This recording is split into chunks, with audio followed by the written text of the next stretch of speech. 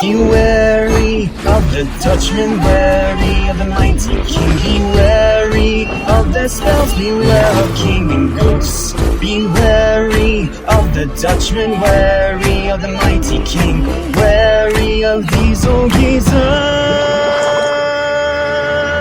What's happening? What's going on, everybody? Welcome back to Mission Station, which is a fan themed animation, including SpongeBob and Pineapple on the Sea, as well as TV and movies. I'm your host, as well as SpongeBob, than anything into the Dark Ages.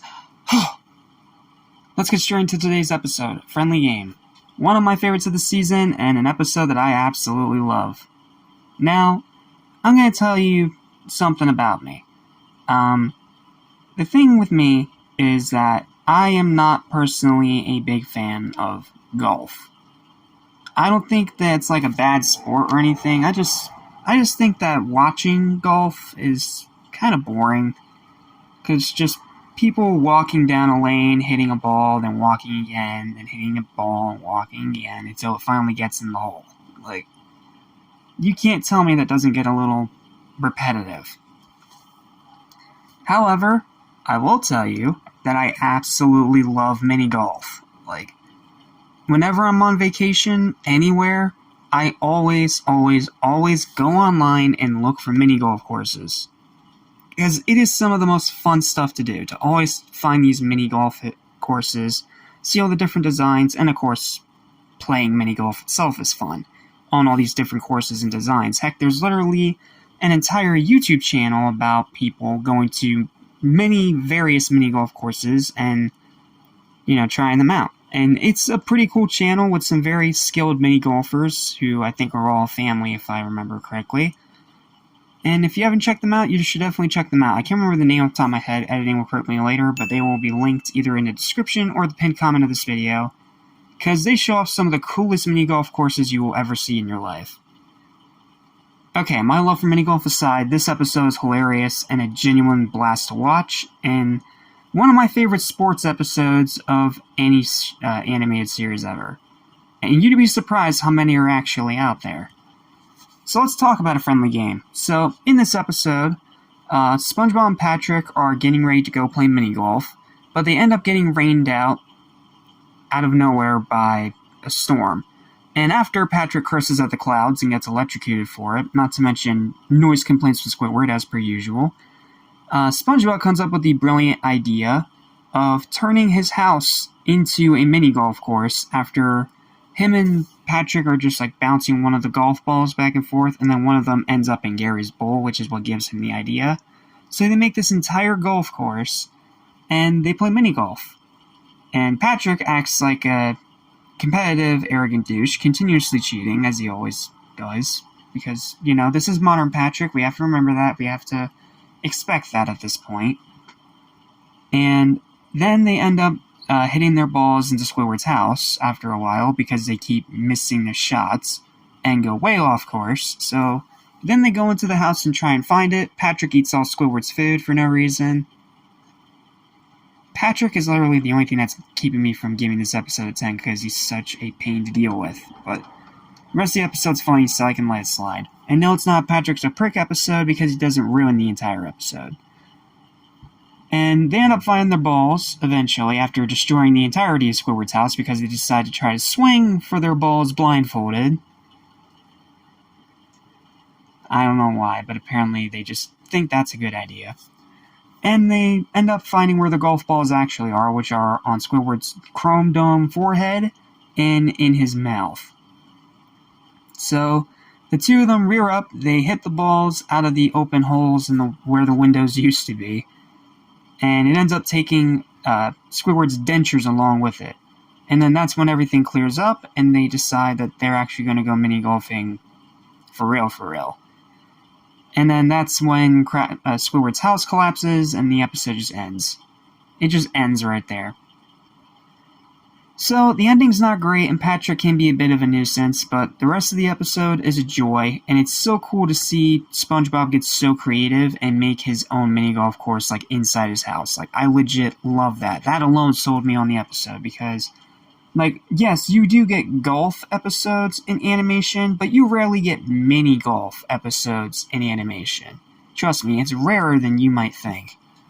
Highlights for the episode, probably my favorite moment in the entire episode is right at the beginning, where they're about to go mini golfing and then it suddenly storms out of nowhere. So Patrick backtalks the Sky, which results in him immediately getting electrocuted.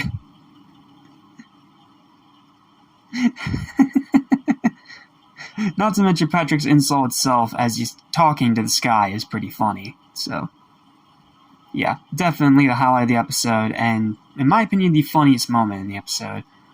Then the second highlight is just the entire homemade golf course. Its design, how much there is there, and just it's so creative, dude. I love the golf course that they make in this episode. It's so cool, and I really wish that it was brought back in another episode. Or better, made into a freaking free PC game.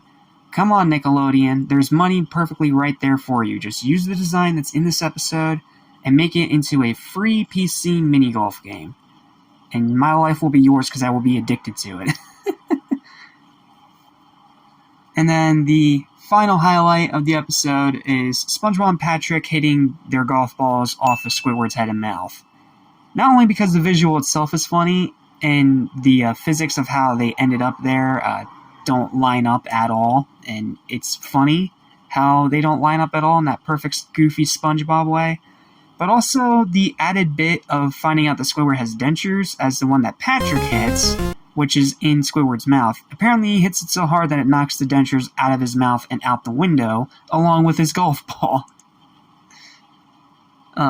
I love this episode, man. Easily one of the best of the season, a very entertaining watch, and one of my favorite episodes in animation regarding sports. It's a lot of fun, and I highly recommend seeing it if you haven't already. And again, it's another episode I thought was from Season 9, but no, it's from Season 8. Which is surprising to me because it has a lot of the same similarities to Patrick episodes in Season 9, like the executive treatment, for example. Which I'm super freaking excited to talk about that episode next year, man. That is one of my favorite episodes in all of SpongeBob. And no, I'm not joking. That episode's hilarious, and I can't wait to talk about it with you guys next year.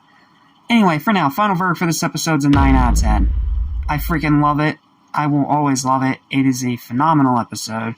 And if it weren't for Patrick being a nuisance and the weird ending, this would easily be a 10.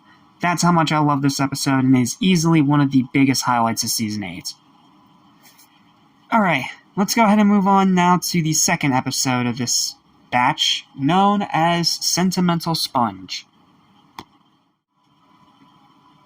This is going to be a bit of an odd one to talk about, because it's an episode that I really like, but it's not because it's funny. Which it's not, actually. This is an episode that's more about relatability rather than jokes. Now, SpongeBob doesn't do this super often, putting morals into their episodes. And we've seen with episodes like Stuck in the Ringer how that goes horribly wrong when it's forced in the final 5 minutes of the episode. But when he does do it, and when he actually does it well, he can actually do a great job teaching morals to kids when it's done well. And I think this is one that is done well. Now, granted, it starts off terrible. Like, the beginning of this episode, I flat out do not like. However, it improves itself pretty quickly, and the rest of it is very entertaining. Not to mention, very relatable, because this is an episode about hoarding. And it's something that is a bit relatable to me, as someone who is a collector and trying not to be a hoarder, but certain things I keep that I probably shouldn't keep, like cardboard boxes of certain things, like cereal or fruit snacks or something like that, just because it has a certain character on it. Sonic, mostly. But I try not to get too out of control with it so I don't end up becoming a hoarder. But there's always that struggle with that balance to try to not be that. And yeah, hoarding can be very, very toxic and very dangerous. So if you want to be a collector, make sure that you always have a place to put your things. And if you don't have a place, don't buy things. Otherwise, it's going to end up becoming a mess. You'll end up becoming a hoarder and drown in your own... Well, sorry, that's a little too dark, but you know what I mean. point is, don't be a hoarder. There's a difference between a collector and a hoarder. Be a collector, don't be a hoarder. Now let's talk about the episode. So in this episode, SpongeBob is cleaning up his house, turning Gary into a miniature Zamboni. I'll admit that's actually pretty funny. That's a pretty funny visual gag. But as he's throwing everything away, then Patrick comes out and he scolds him for throwing away a rock. Yeah, really. He really scolds SpongeBob just for throwing away a rock. And he says that he must keep all of his stuff because it is sentimental. And then he goes away for a grand majority of the episode. So then SpongeBob literally rips his garbage can away from the garbage man. And a funny little detail I noticed is that this is the same guy that was also a bellhop in Cracked Crabs in an earlier episode. I thought that was a pretty funny attention to detail. So SpongeBob starts hoarding all this junk, and he also starts collecting more junk, including grease from work and his own sweat, and it gets real gross real quick. And then after a whole bunch of that, Squidward ends up having enough because it suddenly starts spilling over into his house. So he goes over to talk to SpongeBob, and he sees that SpongeBob has in fact become a hoarder, even wearing garbage for clothes at this point. Yeah, it's sad, and it's the one thing that scares me more than anything else being a collector, that I might one day end up like that if I'm not careful. However, an interesting thing here, well, it actually happens later. Sorry, I'm jumping ahead. So, then after that, SpongeBob ends up getting a visit from the sanitation police, who are apparently the most respected people in all Bikini Bottom, with their own theme song and a ton of praise from everyone that walks by. So, they talk to SpongeBob and Squidward and talk about how their houses are going to be condemned because they are now seen as a public safety hazard due to the hoarding of garbage. And SpongeBob cries because he didn't realize that he's gone so far. And Squidward, in a very sweet moment, actually does help SpongeBob at the end by helping him take pictures of all his junk so that way he can throw all the junk away and keep the pictures for the actual sentimentality. However, he ends up taking so many pictures that it ends up, again, spilling over into Squidward's house, and then Patrick shows up for a lame joke at the end, and that's the end of the episode. So, Patrick's an insufferable a-hole through a grand majority of this episode, but he's barely in it, so I guess I can't really call it a Patrick's a prick episode, even though it rides that freaking thin line, dude. But I do like the story it tells. It's unique. It's something that hasn't been done in SpongeBob before. I don't think they've ever done an episode about hoarding to this point. So it's not plot recycling. And Squidward actually helps SpongeBob at the end. So it's a nice episode. And it's a really good episode about the dangers of hoarding and what it can lead to. Yes, I don't think it's as good as the We Bare Bears episode Tote Life that kind of covers this exact same topic, but a little better in a far more serious light. But I still really think that this episode is one that people should see, because I do think that it tells a really good message at the end about hoarding, and how sentimentality isn't a bad thing, but you have to learn how to control your sentimentality. So, it's not really a funny episode per se, but it's one that's more so relatable, and that's why I personally find it so entertaining and enjoyable. Yes, the opening of it sucks, but once you get through that, the episode is very entertaining. And if you are a collector or a hoarder, this is one that's going to hit you right in the feels. Alright, now let's move on to the highlights of the episode now that I've blabbered on enough about its actual morals and meaning. So, first highlight is SpongeBob's trash outfit, when Squidward goes to complain to SpongeBob after he hoards so much garbage. And the interesting thing here and why it's a highlight is that they actually don't show it as that gross. Like, yeah, he's wearing garbage, but they don't do it like the disgusting images and shots they showed from season 7 and 6. So, in my opinion, that's 100% genuine improvement. And not to mention, the outfit itself is interesting. You know, wearing a pizza box, instead of pants. You're not going to see that anywhere else but SpongeBob. Alright, and then the next highlight is the Sanitation Police. Not only because of their intro, which is already a highlight in of itself, but because of this one orange fish in this Sanitation Police that only speaks through a microphone, like the entire time. Like, even when Squidward's up close directly in his face, he still talks in the microphone and blows Squidward's face all over the place. Like, he was cracking me up. He's one of the funniest parts of this episode. Probably the funniest part of this episode. And then the final highlight of the episode is, of course, the ending where Squidward helps SpongeBob take pictures of everything. That's just sweet. It's always sweet to see these two actually working together rather than Squidward trying to work against him. Even though that is entertaining in itself too, but in particular episodes. Not all the time. And at the end, these two are still somewhat friends.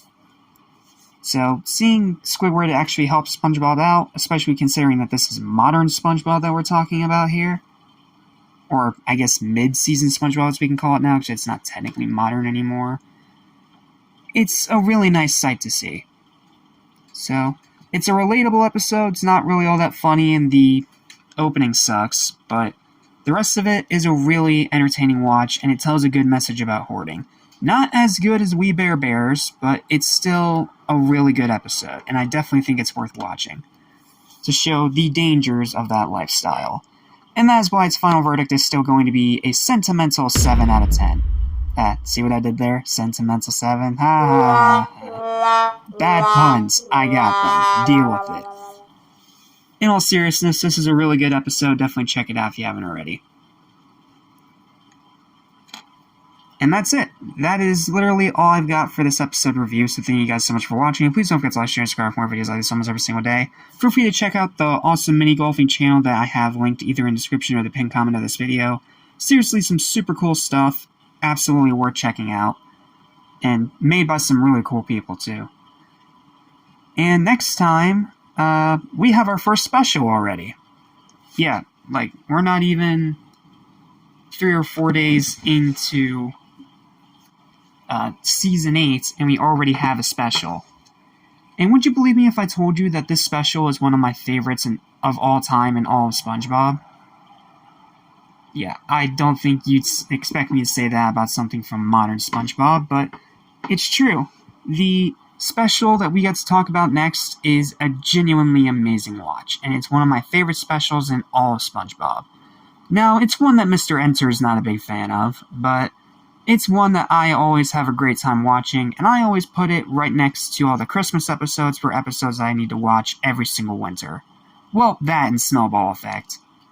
I'll see you guys next time for the criminally underrated and super fun Snowtastic episode, double-length special, that is Frozen Face Off. Until then, thanks for watching, and stay spongy. Beware of King Ghost.